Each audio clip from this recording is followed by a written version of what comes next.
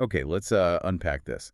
AI has truly gone from being something in, sci-fi movies to this foundational pillar that is reshaping pretty much everything around us, our daily routines, global power dynamics. Absolutely. It's impacting our economies, even international relations at a really fundamental level now. It's definitely moved beyond the lab and into the real world in a massive way. And today, our deep dive is all about understanding where AI stands globally right now. We're going to zero in on Europe's strategic response to this global shift, Hmm. and then crucially tackle the urgent challenge of governing this incredibly powerful technology effectively. Yeah, and we're drawing insights from a stack of sources here, mainly from Sevinc Kader's work. Looking at Europe's big plans for AI infrastructure, the critical need for AI governance right up in the boardroom, and highlights from the latest Global AI Index report. That gives us the big picture. All right, so our mission, to be your guides through these sources, pulling out the most important facts, figures, insights, Mm. basically so you can quickly get well informed on these critical AI topics. hmm Think of it as a shortcut to being in the know. Let's jump in. Okay, so starting with that global stage the AI Index report sets out, what's fascinating is just how rapidly the tech itself is improving. I mean, the report highlights incredible performance gains on really tough benchmarks like MMMU, GPQA, 7DE These are bench. basically tests for advanced reasoning and coding, right? Exactly. They're designed to measure those capabilities in AI models, and the scores are just leaping forward. And here's where it gets really interesting, I think. Hmm. It's not just that the biggest models are getting better. The report makes a significant point that smaller models are becoming incredibly powerful. Yeah, often performing at levels previously only achievable by, the giants. That feels like a game changer because it drastically reduces the cost and increases accessibility, doesn't it? It absolutely does. It opens the door for many more players beyond just big tech. And that accessibility ties into another major shift highlighted in the report. The innovation leadership has, well, firmly moved to industry. The private sector now develops nearly 90% of the most influential AI models. 90%. Yeah.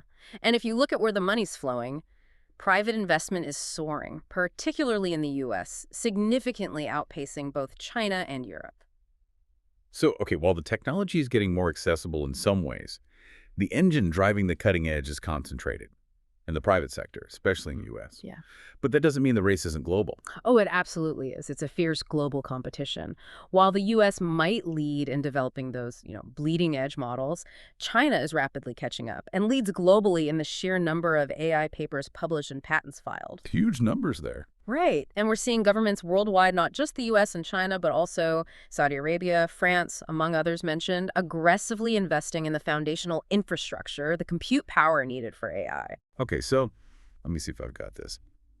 The U.S. leads in creating many of the most advanced models, but other countries are actively building the underlying power structure, the infrastructure needed to run and scale AI. Precisely. It's a multifaceted race. And look, this isn't theoretical anymore. The report points out AI's deep integration into everyday life, into industries. Like what? Well, think about the sharp rise in approved AI medical tools, for example, or autonomous ride services becoming completely mainstream in some cities. AI is here, and it's working its way into pretty much everything. Okay, so against this backdrop, fast-moving global race, lots of private investment, mainly in the U.S., big government infrastructure plays elsewhere. Europe is attempting to carve out its own path. Our source describes it as building its own AI brain. That's the ambition. Yeah. Yeah, it's not just about catching up technologically. It's a really ambitious vision, specifically based on European values: trust, transparency, talent. They want capabilities aligned with their principles. And the practical manifestation of this vision starts with these AI factories. Mm. It's a vivid name. What exactly does that mean? Well, they aren't just manufacturing plants for robots, despite the name. Think of them more as comprehensive ecosystems. They combine massive computing power, specifically access to state-of-the-art AI chips with rich data sets, and top AI talent. Right, the whole package. Yeah. Their purpose is to serve as launchpads for advanced, trustworthy AI applications, particularly the kind of large-scale generative AI we're seeing emerge now. And the initial wave involves leveraging existing Euro HPC supercomputers. That's the European High-Performance Computing Joint Undertaking in 7 cities: Finland, Germany, Greece. Italy, Luxembourg, Spain, and Sweden. That's right. And the explicit goal is AI aligned with European values: ethical, inclusive, secure. But they're already thinking bigger, right? anticipating the massive compute needs. Enter the AI gigafactories. Yes, the next level up. These facilities are planned to be on a completely different scale, designed to hold around 100,000 state-of-the-art AI chips each, quadrupling current capacity. 100,000 chips per facility? That's huge. It is, and this is where the strategic importance really comes into focus, connecting back to that global race for infrastructure we talked about. Our source actually quotes the idea, hardware equals sovereignty. Hardware equals sovereignty. The argument is that whoever owns and controls the underlying compute capacity for AI has a critical strategic advantage. Independence, really. So this isn't just about having powerful computers. It's about controlling the means of producing and operating AI at scale. Is that the idea? Exactly. It's a central pillar of the EU's broader AI continent action plan, which, by the way, aims to mobilize a total of 200 billion in AI investments over the next few years. 200 billion. Yeah, with up to 20 billion specifically earmarked for building potentially 5 of these gigafactories. That's a massive undertaking. Yeah. How are they planning to finance this? Especially getting private capital involved when, as you said, the U.S. seems to be dominating private investment right now. Well, that's where the InvestEI strategy comes in. The source indicates it's designed specifically to mobilize private investment. The goal is to give public institutions, SMEs, startups, access to the kind of powerful AI tools currently dominated by just a few large players. So using public initiatives to kind of kickstart or de-risk private investment. That seems to be the intention, yeah. While the precise mechanisms aren't fully detailed, it's about leveraging public funds to draw in private capital for this infrastructure and ecosystem. Interesting. So comparing Europe's strategy globally, our source acknowledges Europe isn't necessarily moving the fastest, maybe, but highlights it as potentially the most thoughtful in its approach. That's a critical distinction, I think. They seem to be choosing a path that prioritizes sovereignty, responsibility, and long-term resilience built on values, rather than just a headlong rush for speed. Building with purpose, not just pace. Exactly, beyond just technological advancement. Of course, this ambitious, values-driven path faces, well, significant challenges, many amplified by those global dynamics we discussed. Securing those state-of-the-art chips must be incredibly difficult. Hugely. They're scarce, geopolitically sensitive, often controlled by countries with different priorities. And the energy demands for these huge compute needs must be soaring. Astronomical. That's a massive challenge. Let's finding that balance, right, between fostering innovation rapidly and implementing necessary regulation thoughtfully. That's always tricky, maybe even more so when prioritizing values might slow things down slightly compared to competitors. And that raises the big question. Can Europe really make rapid technological progress and stick to its principles simultaneously in such a competitive environment? What's the feeling? Well, the belief articulated in the source is that they can. That progress and principle can go hand in hand.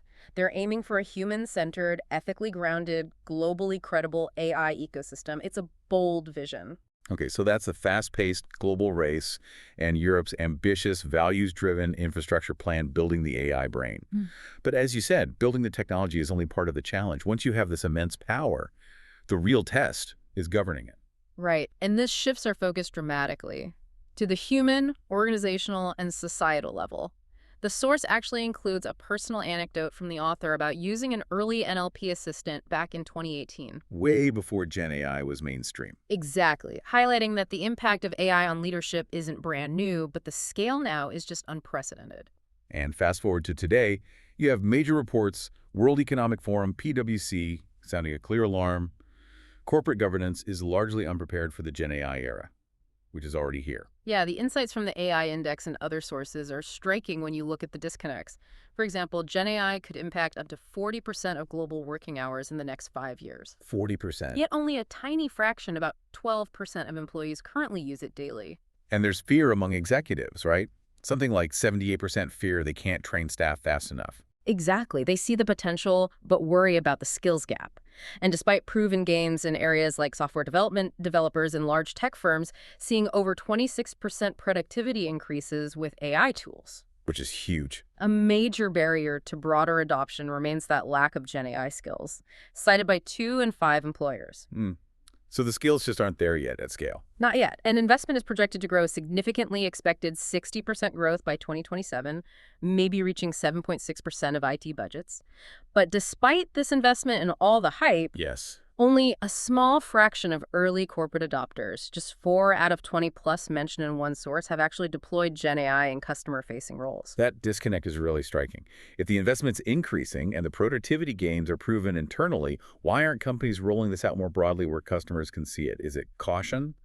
Governance fears? It seems to be a mix, yeah, rooted in those governance challenges. The top boardroom concerns listed explicitly are legal, reputational, and ethical risks. Makes sense. Add to that the rising environmental costs associated with massive AI compute power and a general lack of clear strategies to mitigate those costs. Okay, and this is where the regulatory context becomes crucial, especially somewhere like Europe. The European AI Act, for instance.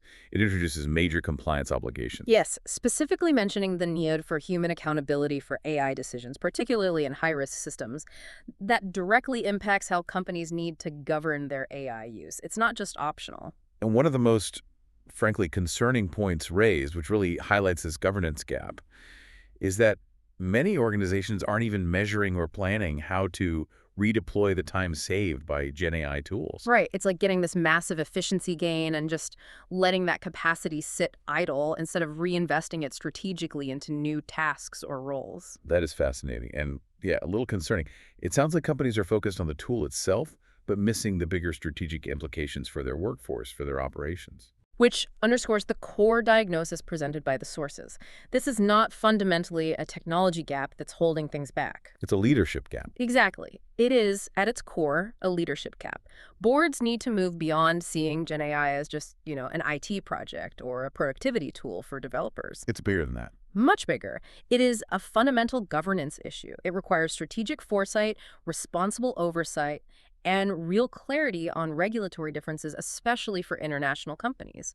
Operating in Europe, for example, where stricter rules could potentially pose a competitive disadvantage if they're not addressed proactively at the leadership level. So GenAI awareness isn't just for the tech team anymore. It needs to permeate risk committees, talent strategies, especially thinking about that skills gap and potential job displacement.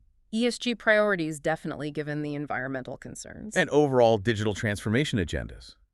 Governing GenAI is becoming, maybe, the next critical frontier of board responsibility. Absolutely. And this connects directly back to the AI Index findings on responsible AI obstacles. It found that despite growing awareness of issues like bias and misinformation, organizations really struggle to move from intention to concrete action on responsible deployment. And we're seeing the consequences of that, aren't we? An increase in reported incidents related to bias, misinformation, misuse. Which fuels public skepticism and distrust, unfortunately. And that, in turn, drives governments worldwide, not just in Europe, to create stricter regulations, trying to enforce transparency, fairness, accountability. It's such a complex picture. On one hand, you have these incredible, transformative, positive impacts enabled by AI breakthroughs in science and medicine, like protein sequencing or AI models outperforming doctors in certain diagnostics. Plus the plummeting costs and increased accessibility from those smaller models we discussed earlier. Right.